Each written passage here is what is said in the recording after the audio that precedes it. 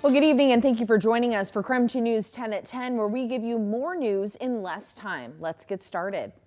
Well, the worst of the heat wave is behind us, but it'll still be a brutal hot weekend for most parts of the inland Northwest. We have meteorologist Michelle Bosch. She's live here in the new weather studio with the latest. Hey, Michelle. Hey, yeah, we saw record-breaking heat today in the low 100s. We can't say what the exact high was at the Spokane Airport because right now it looks like the temperature sensor has been a little bit off and maybe running a couple degrees too warm. It registered nearly 108 today and was one of the warmest out of the entire inland Northwest. So low 100s today, just not quite sure by how much. So shave a couple of degrees off that Spokane temperature, but still very hot across the inland Northwest. 90 in Moses Lake, 97 in Lewiston, 80 in Coeur d'Alene, probably around 90 degrees in Spokane, much cooler in Sandpoint, 68 degrees. The heat advisory and excessive heat warnings will continue through tomorrow because it is going to be really hot tomorrow either way, but we should see increased cloud cover tomorrow and maybe even a few sprinkles or an isolated thunderstorm Saturday night, Sunday morning. Don't count on much, but we will see more cloud cover tomorrow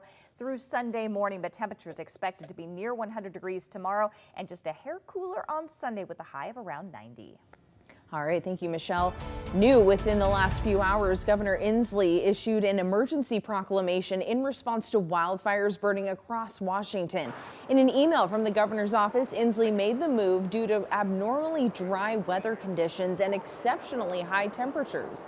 The release also goes on to say the large number of fires has also created a large-scale fuel supply shortage for firefighting activities. Inslee says with a statewide emergency declared, firefighters will now have better access to resources. If you'd like to read the full proclamation, you can find it on our website, krem.com.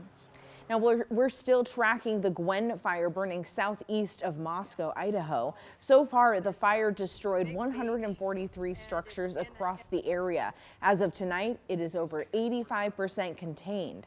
KREM 2's Connor McAvoy went to Myrtle, Idaho, where the fire nearly reached up to a woman's house, but burned her farm. The Gwen fires burned more than 20,000 acres, and I spoke with one resident here in the community of Myrtle who tells me the fire hit her property and narrowly missed her house. Kathy Rose moved to Myrtle 4 years ago and has never experienced the loss left behind when the Gwen fire burned through the community in July. I don't think it's completely sunk in, to be honest with you. It's going to take some time to realize what we've totally lost. Her loss is 5 outbuildings, 81 birds on her farm, and some losses are hitting her finances harder than others. We have an enclosed trailer and we have a brand new tractor that we haven't even finished paying for that burnt to the ground. It's something Rose says she'll miss greatly. This is how we live our lives. We garden.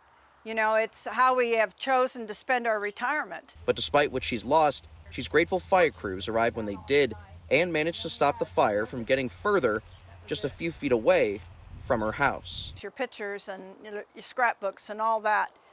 I can't even imagine how people feel that lose their identity. Rocky Mountain Complex Incident Management Team 3 reports as of August 2nd, the fire is 85% contained and do not have an estimate as to how many properties were impacted from the fire yet. We'll continue following this fire as we get more information and as crews get closer and closer to having it fully contained. In Myrtle, Connor McAvoy, KREM 2 News. Now to Nightbeat with a quick look at the day's top stories.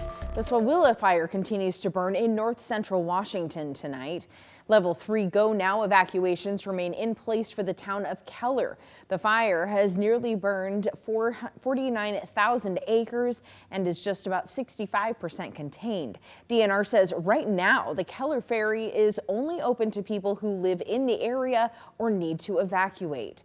Southwest of Clarkston, the Cougar Creek fire continues to burn in a mountainous remote area in the Umatilla National Forest. Level 3 evacuations are still in place tonight in the Isoton County from the mouth of Cottonwood Creek Road to Forest Road 4034 west to County Line. And there are level 2 evacuations for other areas of Isoton County and neighboring counties. The fire has burned more than 18,000 acres and is 29% contained. And firefighters expect more activity this weekend from the fire threatening the remote city of Stehekin. The Pioneer Fire is burning just a mile and a half away from the town, which is only accessible by boat. Thunderstorms could roll through the area today with hot and dry weather expected all weekend.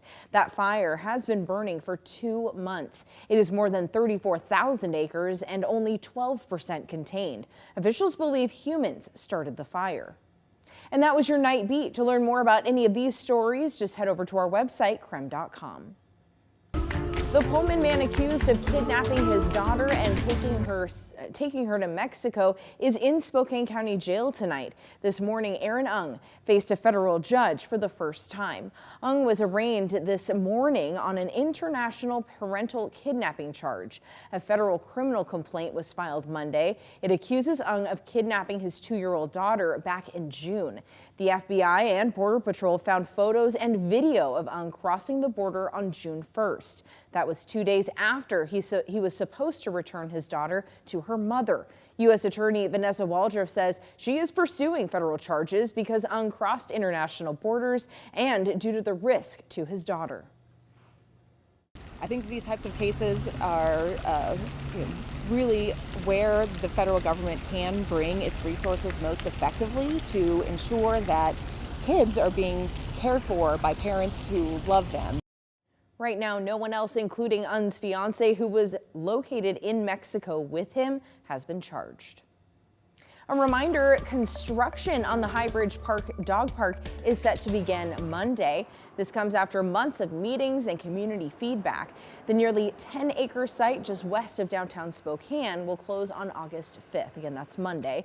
The Highbridge Dog Park will act as a replacement for the unofficial South Hill Park.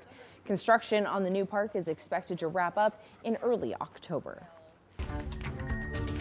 New tonight, the Department of Justice filed a lawsuit against TikTok and its parent company ByteDance today. It claims the companies violated the law by collecting data on children under the age of 13. Now, TikTok has 170 million users in the U.S. It's accused of violating the law by allowing children under 13 to create accounts to interact with adults on the platform. The suit is just the latest federal scrutiny of TikTok's China-based owner, ByteDance. Has ByteDance spied on American citizens? I don't think the spying is the right way to describe it. In a statement, the company says we disagree with these allegations, many of which relate to past events and practices that are factually inaccurate or have been addressed. We are proud of our efforts to protect children, and we will continue to update and improve the platform. Now, there is more to this story. This isn't the first time TikTok has faced legal issues. A bill was passed in Montana last year that would have banned the use of TikTok across the state. Governor Greg Gianforte signed the bill outlawing the app. It would have gone into effect at the beginning of this year. But in December, a federal judge ruled Montana could not enforce that law. That judge said the ban oversteps state power and infringes on the constitutional right of users and businesses. In Pierce County, Puyallup police went undercover in an attempt to crack down on the illegal sale of Legos. Police arrested 2 men who work at a Puyallup pawn shop. Detectives say the men paid cash for Lego sets they knew were stolen from a nearby Target and then resold the Legos on eBay. The owner of the business next door says he always suspected illegal activity at the pawn shop. In the grand scheme of things, we're not talking just Legos here. I mean, we're talking every item under the sun you can see going there. You know, I mean, but that drives up the price for you and I. The Target now keeps all Legos in locked cabinets. Seattle native and UW alum Blake Snell pitched his first career no-hitter for the San Francisco Giants tonight. The reigning National League Cy Young Award winner helped beat the Cincinnati Reds 3-0. Snell recorded the 18th no-hitter in Giants franchise history and the 3rd in majors this season. And that was KREM 2 News 10 at 10, where you get more news in less time.